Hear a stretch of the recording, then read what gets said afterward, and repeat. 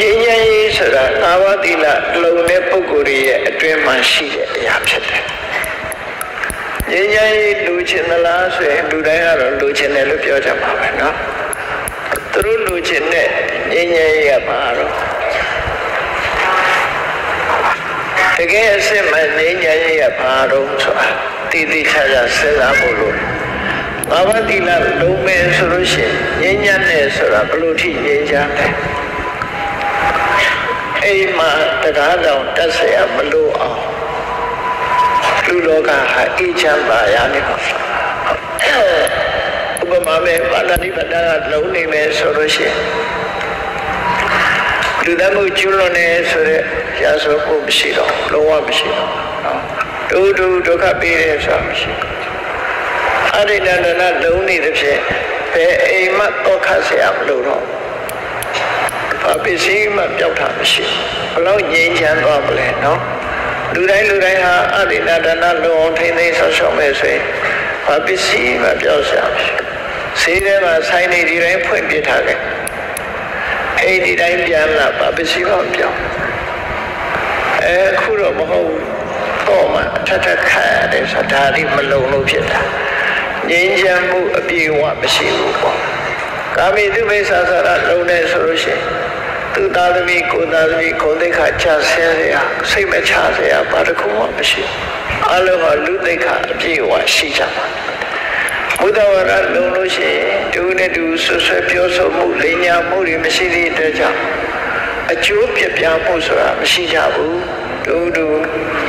အကျိုးပြပြအောင်လိညာပြောဆိုမှုတရင်မှားပေးမှုမဟုတ်တဲ့နေမိုင်းရတဲ့တရင်နေနဲ့ကောလာဟလတွေထုံးလွှင့်မှုဆိုတာမရှိတော့ဘူးဝိစေဝလုံးနေဆိုလို့ရှိရင်ဝိစေဝကြောင့်ဖြစ်ပေါ်နေတဲ့ပြဿနာတွေဟာအခုမှရှိမှာမဟုတ်တော့ကျမရေးပြဿနာတွေရှိတယ်လူမှုရေးပြဿနာတွေရှိတယ်စီးပွားရေးပြဿနာတွေရှိတယ်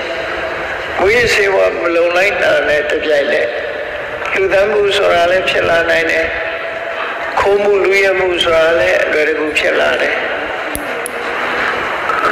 ရိတ်ဆိုတဲ့ကာမိတုမိစ္ဆာဆိုတာလည်းအလွယ်တကူဖြစ်လာတယ်လိမ်လီမှုတွေဆိုတာလည်းအလွယ်တကူဖြစ်လာဝိစေဝလုံလိုက်တာနဲ့အားလုံးတို့ရုပ်စိတ်ချသွားအဲ့တော့ဘလို့ငြိမ်းချမ်းတဲ့တိုင်းပြည်ကြီးဖြစ်မလဲဆက်လာကြည့်လိုက်မယ်ဆိုတကယ်လုံးပြီးဆိုရင်တကယ်ကိုလူဘဝဟာတန်ဖိုးရှိနဲ့ငြိမ်းချမ်းသာရစွာကိုလုပ်ငန်းလေးကိုလုပ်ပြီးတော့လူတွေဟာစိတ်နှလုံးအေးချမ်းစွာနေနိုင်ကြမှာဖြစ်တယ်ပေါ့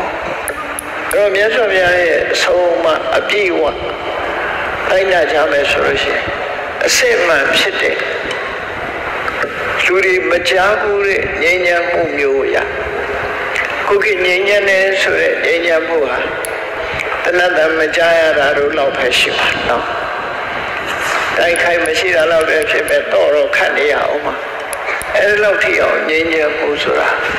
ရသော်ဘုရားရဲ့ဆုံးမတရားကိုလိုက်နာမယ်ဆိုလို့ရှိရင်တော့ငြိမ်းချမ်းမှုဟာအပြည့်အဝရမှာဖြစ်တယ်ပေါ့